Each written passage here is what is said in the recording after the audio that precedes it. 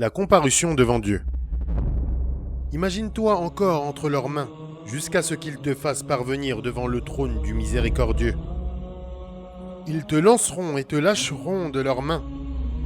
Alors Dieu t'appellera de sa majestueuse parole. Approche-toi de moi, ô fils d'Adam. Il te plongera dans sa lumière infinie. Te voilà debout entre les mains du Seigneur, illustre, majestueux, très grand, généreux. Le cœur palpitant et triste, en proie à une peur épouvantable, le regard peureux, craintif, avili, le teint transformé, les membres tremblants et agités comme le bébé chameau que sa mère vient de mettre au monde. Dans ta main tremblante, une feuille dont l'encre n'a point oublié d'inscrire ce que tu as acquis, ni ce que tu as gardé secret. Tu liras son contenu en balbutiant, tes arguments vacillants et le cœur brisé. Tu seras empli de honte, de confusion et de lâcheté devant le Maître qui n'a pas cessé d'être ton bienfaiteur et ton protecteur. Avec quelle langue lui répondras-tu quand il t'interrogera sur la vilenie de tes actes et l'énormité de tes crimes? Comment, demain, te tiendras-tu debout entre ses mains? Quel regard lèveras-tu sur lui? Comment ton cœur supportera-t-il sa parole sublime et majestueuse, son interrogation et son blâme? Imagine la petitesse de ton corps, le tremblement de tes membres et les palpitations de ton cœur. Tu auras déjà entendu sa parole qui t'a rappelé tes péchés et exposé tes fautes. Il t'a fait confesser ce que tu cachais. Imagine-toi à ce moment, la terreur te tenaillant de toutes parts. Combien d'épreuves auras-tu oubliées qu'il te rappellera? Combien de secrets auras-tu scellés qu'il te dévoilera? Combien d'actes dont tu avais cru qu'ils seraient portés à ton actif? Négligence de ta part due à la passion qui t'a poussé à les corrompre. Il les retournera contre toi dans cette station. Acte 20, alors que tu avais mis en eux un grand espoir. Oh, les soupirs de ton cœur et ton désespoir lorsque tu seras convaincu de ton manquement à l'obéissance de ton Seigneur.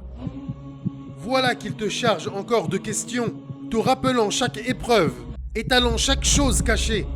L'angoisse épuisera tes forces et ta honte atteindra son paroxysme parce qu'il est le roi très haut et qu'aucune honte ne peut être plus grande que celle ressentie devant lui, car il est à la fois l'ancien et le premier, l'éternel qui n'a rien de semblable, le parfait, le bienveillant, le compatissant, le magnanime, le munificent, le subsistant, sans discontinuité.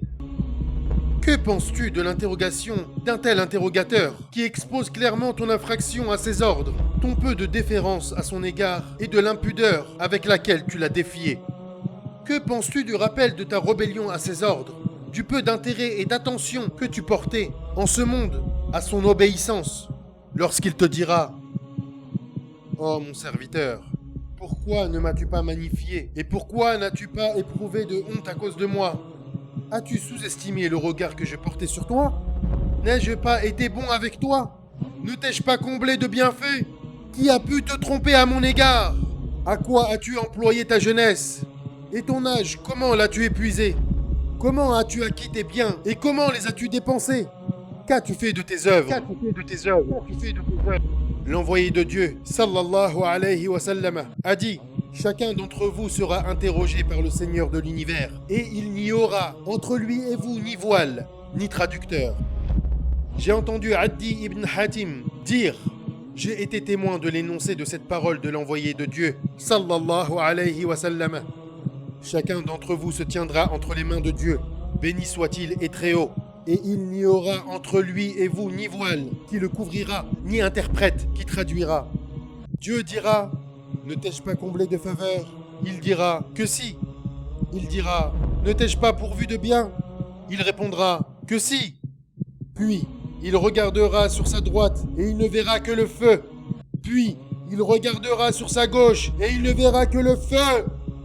Que chacun de vous se préserve du feu, ne serait-ce qu'en faisant l'aumône d'une moitié d'une date, sinon d'une parole agréable, rapportée par Al-Bukhari. Ibn Mas'ud, commençant par un serment, a dit que l'envoyé de Dieu sallallahu alayhi wa sallam déclara: par Dieu, il n'y aura personne parmi vous avec qui Dieu n'aura pas de tête-à-tête, tout comme l'un de vous est en tête-à-tête avec la lune une nuit de pleine lune. Puis il dira, « Ô fils d'Adam, qui t'a trompé à mon égard? Ô fils d'Adam, quelle œuvre as-tu accomplie pour moi? Ô fils d'Adam, pourquoi n'as-tu pas éprouvé de la honte à cause de moi? Ô fils d'Adam, qu'as-tu répondu aux envoyés? Ô fils d'Adam, est-ce que je ne scrutais pas tes yeux alors que tu t'en servais pour regarder ce qui ne t'était pas licite? Est-ce que je ne scrutais pas tes oreilles alors que tu t'en servais pour écouter ce qui était illicite pour toi? Est-ce que je ne surveillais pas ta langue avec laquelle tu prononçais ce qui n'était pas licite pour toi? Est-ce que je ne scrutais pas tes mains alors que tu t'en servais pour saisir avec force ce qui était interdit? Est-ce que je ne sondais pas ton cœur alors que tu t'en servais pour te préoccuper de ce qui t'était prohibé? Est-ce que je ne surveillais pas tes jambes avec lesquelles tu marchais vers ce qui ne t'était pas autorisé? Est-ce que je ne sondais pas ton cœur tandis que tu étais peu soucieux de ce qui ne t'était pas licite? Niais-tu ma proximité de toi et ma puissance sur toi, ô fils d'Adam? Oh toi, fils d'Adam, tu es pris entre une chance et un danger immense. Ou bien tu rencontreras sa miséricorde et sur toi se répandra longtemps sa générosité. Ou bien tu rencontreras sa rigueur et il te fera rendre compte et ordonnera de te jeter dans le gouffre. Quel misérable devenir! Mujahid, entre parenthèses Ibn Jabr, a dit: le jour de la résurrection, nul ne pourra lâcher pied devant Dieu, le très grand, le tout-puissant, qu'après avoir été interrogé sur 4 objets, comment a-t-il épuisé sa vie? À quoi a-t-il employé son temps? À quoi a-t-il usé son corps? Comment a-t-il acquis ses biens et comment les a-t-il dépensés? Que pourrais-tu penser de toi-même et de la faiblesse de ton cœur quand Dieu, le puissant, le glorieux, te chargera du rappel de ses bienfaits pour toi, de ta transgression à ses ordres et du peu de pudeur que tu éprouvais à cause de lui? Quelle terrible station, là, debout devant lui, et quelle redoutable interrogation! Rien ne lui sera caché. Quelle phénoménale tristesse et angoisse te pénétreront, et quel désespoir aussi d'avoir négligé de lui obéir, et de t'être livré à la sédition et à la révolte.